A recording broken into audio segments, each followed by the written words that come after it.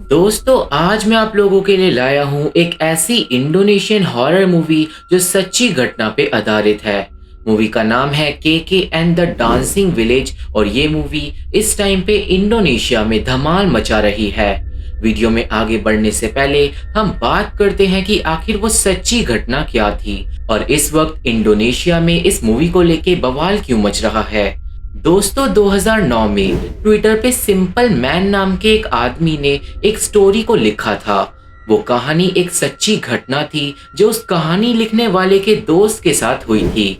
असल में 2009 में 6 बच्चों को यूनिवर्सिटी से एक असाइनमेंट मिला था जिसमें उन्हें एक पुराने गांव में जाके लोगों की मदद करनी थी। पर जब वो दोस्त वहां गांव में पहुंचे तो उन्हें पता चला कि वो गांव मामूली नहीं है। उन लोगों के साथ क्या हुआ था उसी के ऊपर हूबहू ये मूवी बनाई गई है और इसलिए ही कहानी में कोई भी चेंजेस नहीं किए गए हैं, पर असली लोगों का नाम बदल दिया गया है और हमें मूवी में उस गांव या फिर उन बच्चों के कॉलेज के नाम को नहीं बताया जाता, क्योंकि वो गांव सच में बहुत ज्यादा खतरनाक है और उस गांव में जो उन बच्चों के साथ हुआ था उसकी वजह से 6 में से 2 बच्चे मारे गए थे। दोस्तों, क्योंकि ये कहानी में कोई भी बदलाव नहीं किया गया है इसलिए ये मूवी देखने में एक एवरेज हॉरर मूवी लगती है, जिसे IMDb ने 6.1 आउट ऑफ 10 की रेटिंग्स दी है। पर इस मूवी को 92% गूगल यूजर्स ने भी लाइक किया है। इंडोनेशिया में इस मूवी ने बहुत बवाल मचाया हुआ है क्योंकि लोग ये कह रहे हैं कि इस मूवी में गांव का श्राप है और इसलिए ही थिएटर में लोग मूवी को देखते देखते पोजेस हो रहे हैं। काफी सारी पोजेशन की वीडियो वायरल हुई है, जिसमें से एक वीडियो मैं आपको दिखा देता हूँ।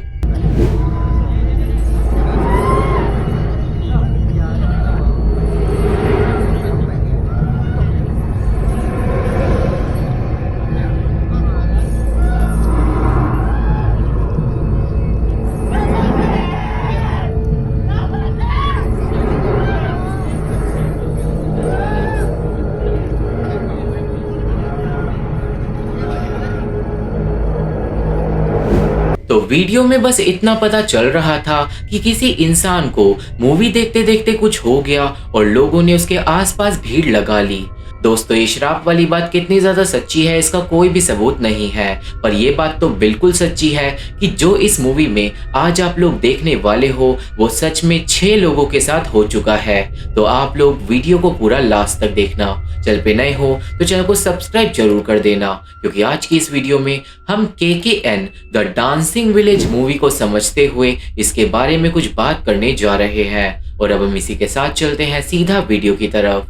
तो मूवी शुरू होती है और हम देखते हैं 3 दोस्तों को जो गाड़ी से एक गांव के पास पहुंचते हैं जिसका नाम हमें नहीं बताया जाता। उन दोस्तों में होती है नूर, जिसे गाड़ी से निकलते ही वो जगह अजीब लगती है। नूर की दोस्त होती है अयू और उन दोनों के साथ आता है बीमा नाम का एक लड़का। अब जहाँ पे गाड़ी रुकती है वहां पे गांव से कुछ लोग आते हैं बाइक लेके, क्योंकि गांव तक जाने के लिए एक कमजोर ब्रिज से निकलना होगा। वो तीनों अब ब्रिज को क्रॉस करके गांव में पहुंचते हैं, जहाँ पे वो मिलते हैं गांव के हेड से जिसका नाम है प्रभु। हमें पता चलता है कि इन तीनों दोस्तों को कॉलेज से असाइनमेंट मिला है, जिसके दौरान इन दोस्तों को गांव के लोगों की मदद करनी है और इसलिए ही ये लोग गांव को अभी देखने के लिए आए हैं। गांव में घुसने के बाद उन लोगों को अजीब चीजें देखने को मिलती है, पर वो सब लोग सब चीजों को अनदेखा कर देते हैं क्योंकि उन्हें अपनी डिग्री लेने के लिए काम करना था। प्रभु अब उन बच्चों को गांव की कुछ जगहों पे ले जाता है और उन्हें बताता है कि गांव को किस किस चीज की जरूरत है। प्रभु दिखाता है एक सिंदन नाम की जगह को जो एक स्विमिंग पूल टाइप का था, पर वो पूरा का पूरा सूखा हुआ था और प्रभु के हिसाब से उस सिंदन के अंदर पुराने जमाने में नाचने वाली लड़कियां नहाया करती थी। और अब प्रभु बच्चों को उस सिंदन को पास की नदी से अटैच करने के लिए बोलता है ताकि गांव में पानी की कमी ना हो। इन बातों के दौरान नूर को कुछ अजीब चढ़ावे मिलते हैं और उसे ऐसा लगता है जैसे उसे कोई देख रहा है। अब सीन कुछ हफ्ते आगे जाता है जहाँ पे नूर, बीमा और अयू अपने 3 और दोस्तों के साथ गांव में वापस आते हैं रहने के लिए। उन बाकी के 3 दोस्तों के नाम होते हैं विद्या, एंटोन और वायु। वो 6 लोग अब ब्रिज को पार करके गांव में पहुंचते हैं, जहाँ पे गांव वाले उनका वेलकम करते हैं। प्रभु अब उन सबको अपने साथ ले जाता है, पर विद्या बताती है कि उसने रास्ते में गालेमान की आवाज सुनी, जो एक ट्रेडिशनल नाचने वाली सेरेमनी होती है। विद्या को लगता है कि आसपास कोई दूसरा गांव भी होगा, पर इस बात से प्रभु टेंशन में आ जाता है और वो विद्या को बोलता है कि शायद उसके कान बज रहे हैं। अब प्रभु सबको ले जाता है मिसेस सुंदरी के पास, जो एक बूढ़ी औरत है जिनके साथ लड़कियां रहेंगी, और जो लड़के हैं वो मिसेस सुंदरी के बराबर वाले घर में रहेंगे। अब रात होती है और विद्या बताती है कि उसने सच में गालेमान की आवाज सुनी थी, पर तभी सुंदरी वहां पे आ जाती है, जो बोलती है कि इस घर की दीवारें इतनी ज्यादा पतली हैं कि वो कुछ भी सुन सकती है, और सुंदरी विद्या को सारी फालतू चीजों से दूर रहने के लिए बोलती है। अब रात को विद्या को नींद नहीं आती और उसे दीवार पे दिखाई देती है एक शैडो, जिसे देखते ही विद्या डर जाती है और वो डर के मारे सो जाती है। हम लोगों को यहाँ पे एक बुढ़िया की आत्मा को भी दिखाया जाता है, जो सोती हुई नूर के बालों को सहलाने लगती है। अगली सुबह प्रभु सबको सिंदन के पास ले जाता है, जहाँ पे विद्या प्रभु से उन अजीब चढ़ावों के बारे में पूछती है, और प्रभु बताता है कि गांव के लोग इस चढ़ावे के साथ ब्रह्मांड को पूजते हैं। सिंदन के बाद प्रभु उन सबको एक कब्रिस्तान में ले जाता है, जहाँ पे काफी सारी कब्रें काले कपड़े से ढकी हुई थी, और प्रभु के हिसाब से वो कब्रें छोटे बच्चों की है। अब तभी नूर को चक्कर आने लगते हैं और बीमा उसे वापस घर ले जाता है। कब्रिस्तान के बाद प्रभु सबको खेतों के पास ले जाता है, जिसके पास होता है एक जंगल, और प्रभु सब लोगों को जंगल में जाने के लिए सख्त मना करता है। प्रभु बताता है कि जंगल में तपक तीलाज नाम की एक जगह है, जहाँ पे जाना सख्त मना है। अब दिखाते हैं नूर को, जिसे एक बुरा सपना आता है, जिसमें नूर जंगल में एक डिमोनिक एंटिटी से बच के भाग रही होती है, पर जैसे ही वो एंटिटी नूर को पकड़ लेती है, नूर जाग जाती है। अब शाम को वो 6 दोस्त 3 ग्रुप में बंट जाते हैं, ताकि वो लोग गांव की 3 प्रॉब्लम्स को एक साथ सुलझा सके।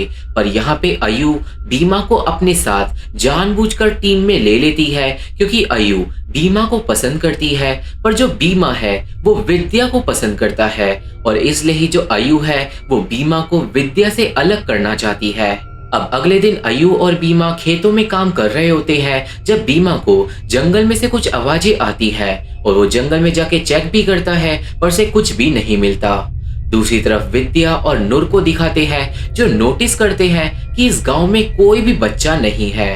खैर वो दोनों पहुंचते हैं सिंदन के पास, जिसके पास एक शेड होती है जिसमें लड़कियां नहाती हैं। अब सबसे पहले नूर शेड में नहाने के लिए जाती है, पर उसे शेड में डरावनी आवाजें आने लगती है, और उसे अपने आसपास वही डिमोनिक एंटिटी फील होती है, और इसलिए ही नूर बुरी तरीके से डर जाती है, और वो नहाती नहीं है और वो शेड के बाहर चली जाती है। नूर किसी भी चीज के बारे में विद्या को नहीं बताती, और अब विद्या नहाने के लिए जाती है। विद्या को भी वो जगह अजीब लगती है, पर वो नहाना शुरू करती है, और नूर को बाहर जंगलों में भी डर लग रहा था। अब नहाते वक्त विद्या के पास आती है एक लड़की, जो शुरुआत में उसे दिखाई नहीं देती। विद्या नहाना कंटिन्यू रखती है, और दूसरी तरफ नूर अपनी दोस्त को शेड के अंदर देख रही थी, ताकि उसे कुछ हो ना जाए, और नूर और विद्या दोनों को ही एक पल के लिए उस लड़की की झलक दिखाई देती है, और वो लड़की हद से ज्यादा सुंदर थी। अब रात के टाइम नूर जाती है प्रभु के पास, और वो मब्बा नाम के एक आदमी से भी मिलती है, और अब नूर बताती है कि उसे कुछ अजीब चीजें फील हो रही है। ये सुन के प्रभु घबरा जाता है, और मब्बा नूर को कॉफी पीने को देता है, जो नूर को मीठी लगती है। दोस्तों इस कॉफी में कुछ खास है, जिसके बारे में हमें आगे पता चलेगा। मब्बा अब एक रिचुअल करता है, जिसमें वो एक जानवर की बलि चढ़ाता है। मब्बा अब नूर को बताता है कि इस गांव में बहुत सारी अनजान शक्तियां हैं, जिन्हें बाहर के लोगों से नफरत है। मब्बा के हिसाब से एक डिमोनिक एंटिटी नूर के पीछे पड़ गई है, पर अब मब्बा ने जानवर की बलि से उस डीमन को दूर कर दिया है। मब्बा बोलता है कि वो डीमन अब नूर को परेशान नहीं करेगा, और तभी एक काला कुत्ता जानवर को ले जाता है। वो कुत्ता डीमन में बदल जाता है और जानवर को खाने लगता है, और ये सब देखकर नूर बुरी तरीके से डर के बेहोश हो जाती है। नूर को अब यहाँ पे से अच्छे से समझ आ गया है कि ये गांव मामूली नहीं है।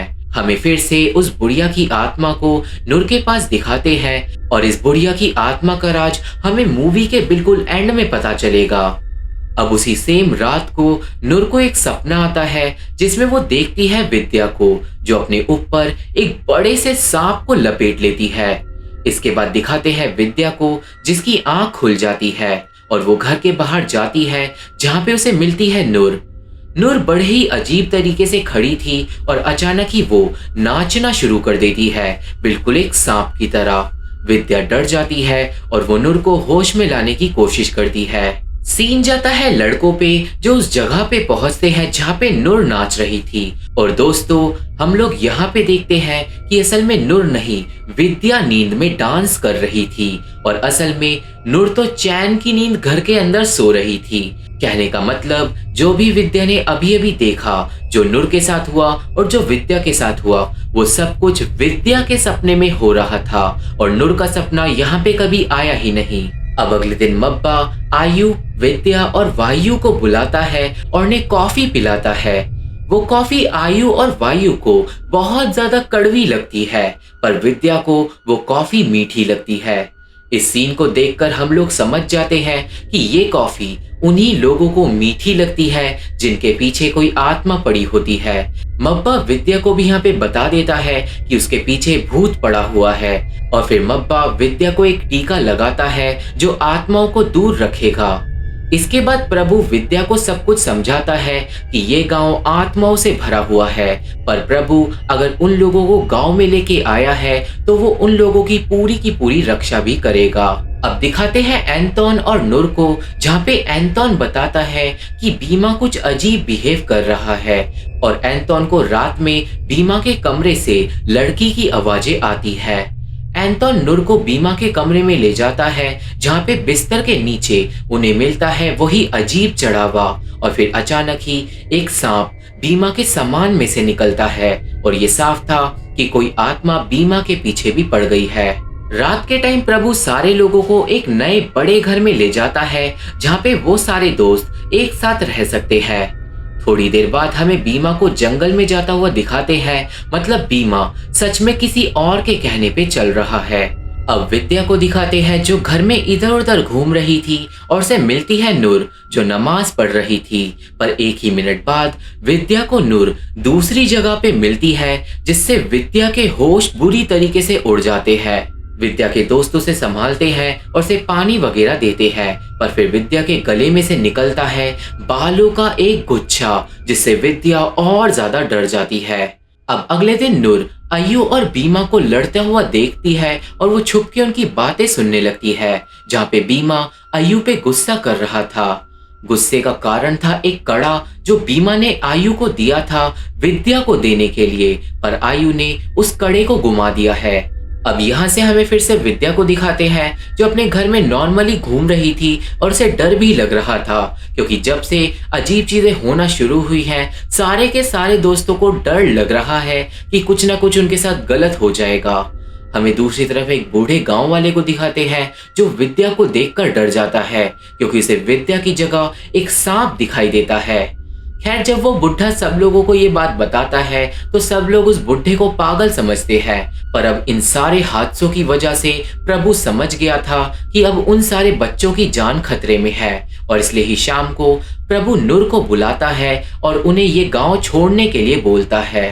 इस बात के लिए नूर मान जाती है, पर अय्यू को गुस्सा आ जाता है क्योंकि अगर उन्होंने ये काम नहीं किया तो उन्हें कॉलेज से डिग्री नहीं मिलेगी। खैर, एंड में वो लोग फैसला करते हैं कि वो कुछ दिन और रहेंगे और जल्दी से जल्दी काम को पूरा करने की कोशिश करेंगे।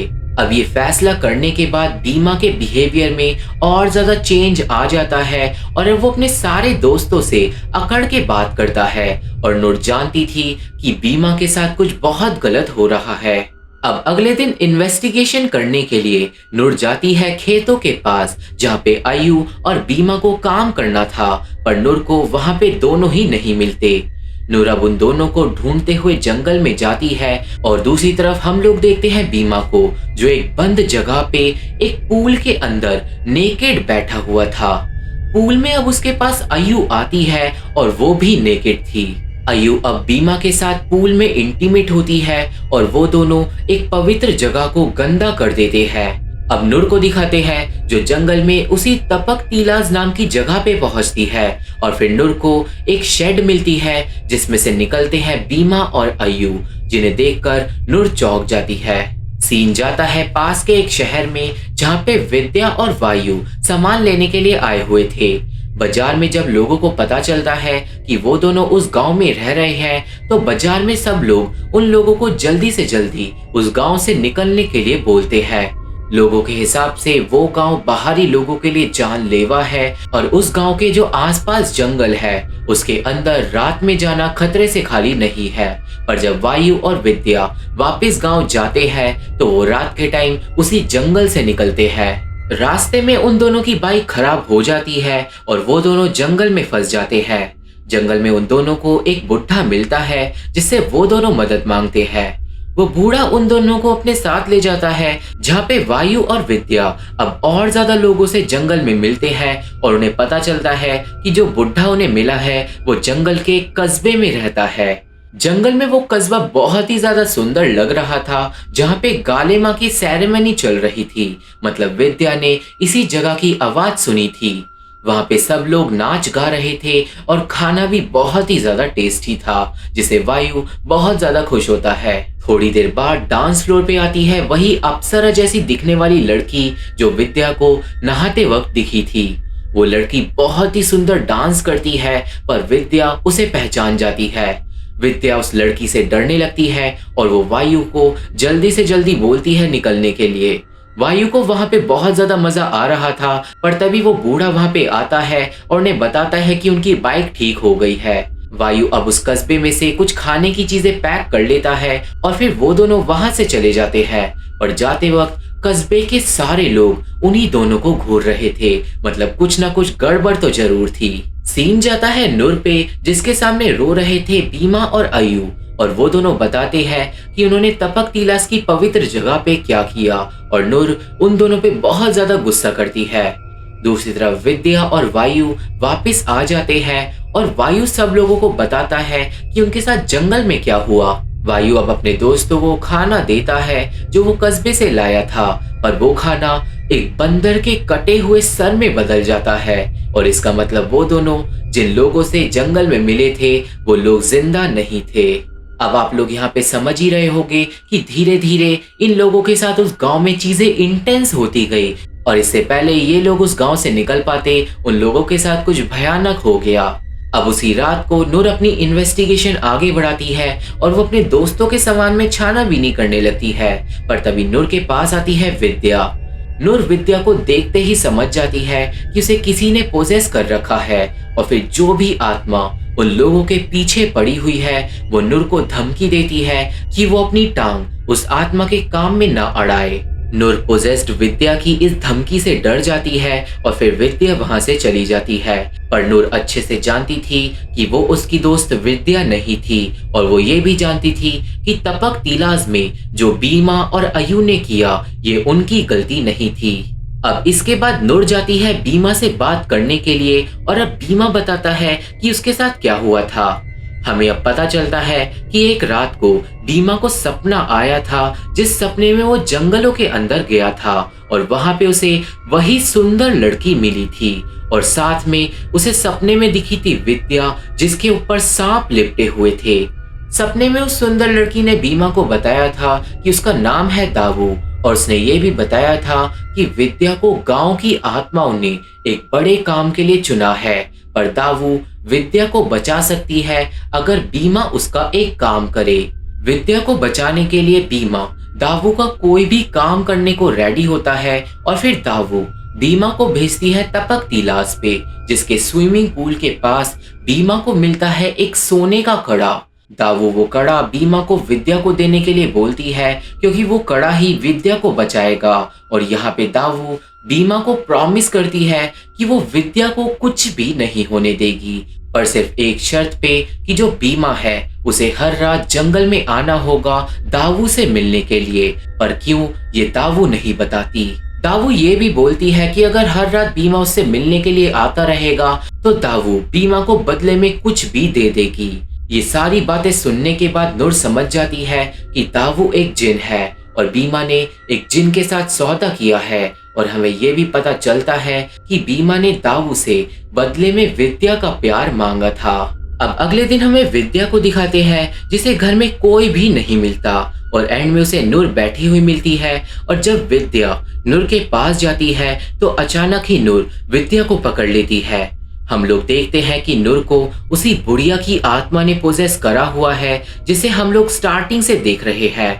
विद्या अब डर जाती है पर वो बुढ़िया असल में विद्या को समझाने के लिए आई थी।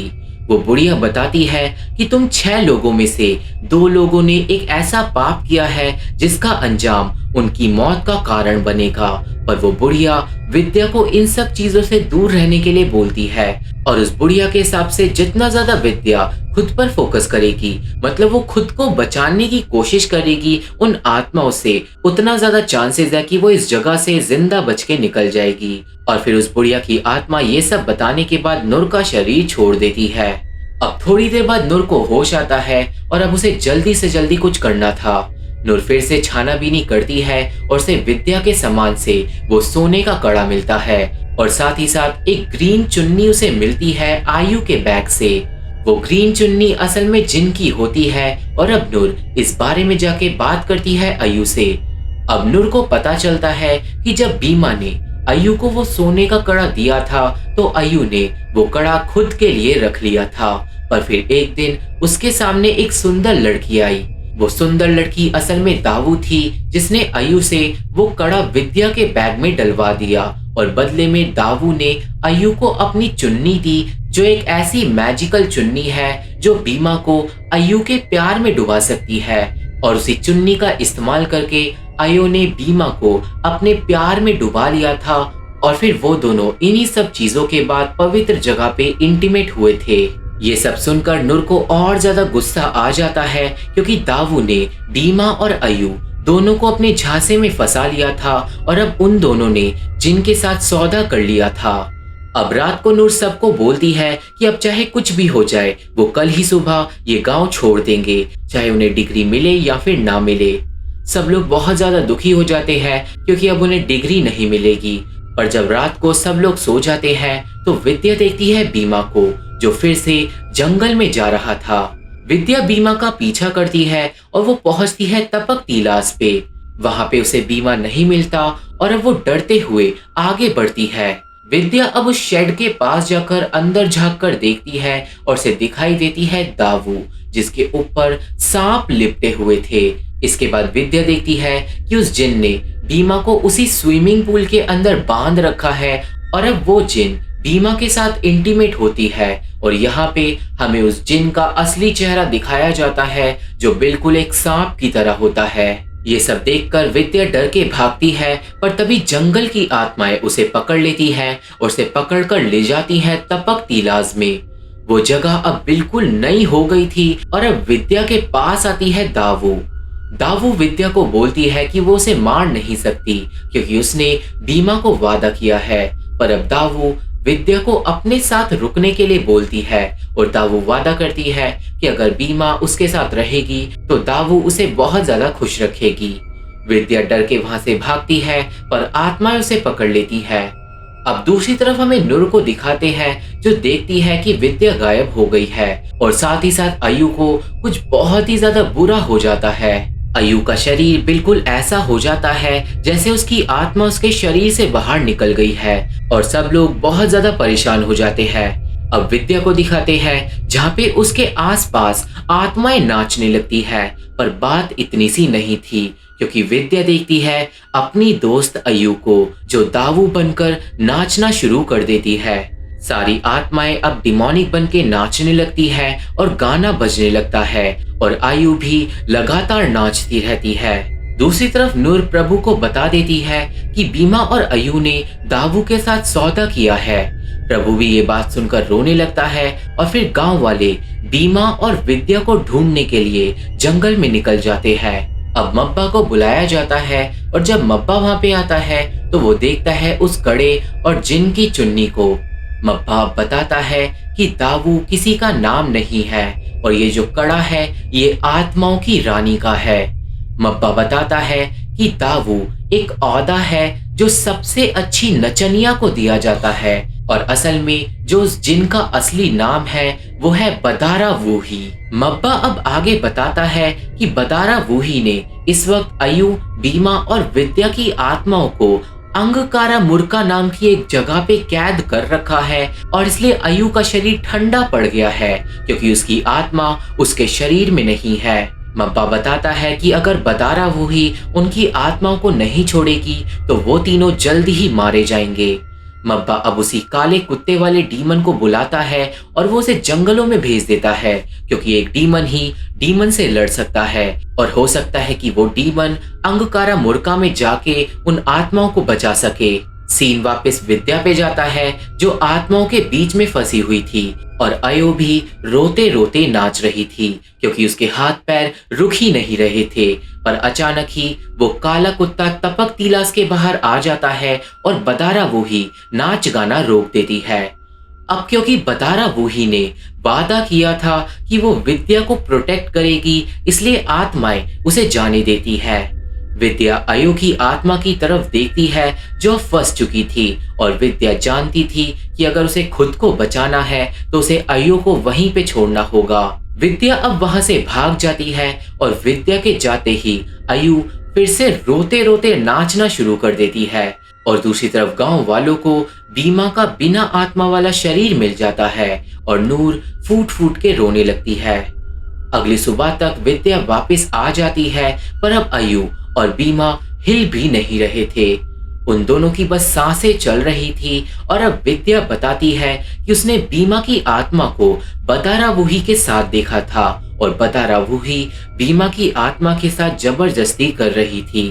विद्या ये भी बताती है कि उसने अयु की आत्मा को लगातार नाचते हुए देखा था और विद्या उसकी बिल्कुल भी मदद नहीं कर पाई। थोड़ी देर बाद जब सब कुछ शांत हो जाता है तो मब्बा फिर से विद्या को कॉफी पिलाता है जो इस बार उसे कड़वी नहीं लगती। मतलब बदारा वूही ने सच में विद्या का पीछा छोड़ दिया।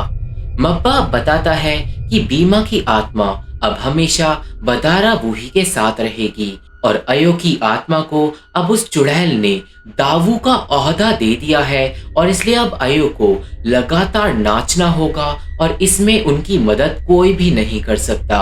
इस सब के बाद प्रभु नूर को बताता है कि इस गांव में बच्चों की बलि भी चढ़ाई जाती है ताकि बदारा वूही गांव में हमला ना करे और जो तपक तिलास है वो बदारा वूही का घर है और इसलिए कोई भी जंगलों में नहीं जाता।